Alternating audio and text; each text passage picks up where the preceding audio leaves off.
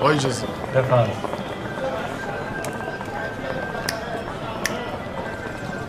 انشالله استاد. ماشاءالله. آقا باید بفرمایید. با اجازه. بفرمایید. با اجازه. بفهم. بیادش. نصیره نجا. دستش. راست شما بود. ببخشید دادش. ماشاءالله دستش. آیزه. بفرمایید.